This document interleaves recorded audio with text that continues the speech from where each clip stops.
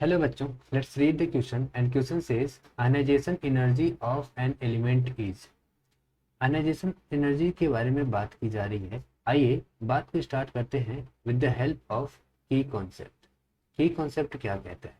की कॉन्सेप्ट कह रहा है कि अगर हम बात करें किसी एक एलिमेंट की, ए हो गया, ओके। अब इस ए को आप ध्यान से देखिए। अगर इस ए में हम एक इलेक्ट्रॉन ऐड कर दें तो ऐसे केस में ए माइनस एनायन बन जाता है।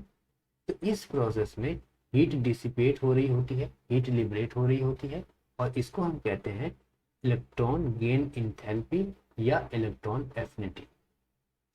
ओके। और इस ए में एक और इलेक्ट्रॉन ऐड कर दें तो ऐसे केस में क्या होता है, A2 माइनस बनता है। और इस केस में क्या हो रहा होता है, इलेक्ट्रॉन इंथैल्पी जो होती है या इलेक्ट्रॉन गेन इंथैल्पी या इलेक्ट्रॉन एफिनिटी वो प्लस होती है, क्योंकि इस प्रोसेस में हमें हीट प्रोवाइड करनी पड़ती है, हीट देनी पड़ती है। और ये प्रोसेस कौन सा होता है? ये प्रोसेस एंडोथर्मिक होता है।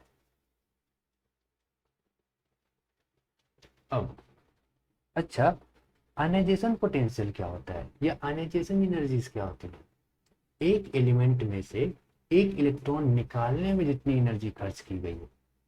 अब आप सोचिए कि अगर मैं इसमें से एक इलेक्ट्रॉन निकालूं तो वापस से मुझे सेम एनर्जी लिबरेट हुई दिखेगी, और यहाँ पे अगर मैं एक इलेक्ट्रॉन निकालूं तो वापस से मुझे उतनी एनर्जी ऐड करनी पड़ेगी। तो सिंपल सी बात है कि यहाँ पर हम कह सकते हैं कि ionisation potential is equals to electron gain enthalpy या electron affinity, but in opposite sign. जैसे अगर मुझे यहाँ पे 20 जूल की इलेक्ट्रॉन सॉरी 20 जूल की एनर्जी लिबरेट हुई है, तो वापस से मुझे एक इलेक्ट्रॉन निकालने में मुझे 20 जूल देने पड़ेंगे। ओके, तो यहाँ पे अपोजिट साइन का होता है। दूसरी बात क्या है?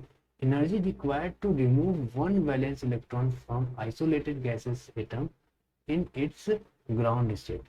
आयनाइजेशन एनर्जी क्या होती है? आयनाइजेशन एनर्जी क्या होती है कि एक आइसोलेटेड गैसेस एटम में से उसके ग्राउंड स्टेट से एक इलेक्ट्रॉन उसके वैलेंस इलेक्ट्रॉन को निकालने में जितनी एनर्जी रिक्वायर्ड होती है वो आयनाइजेशन एनर्जीज होती है।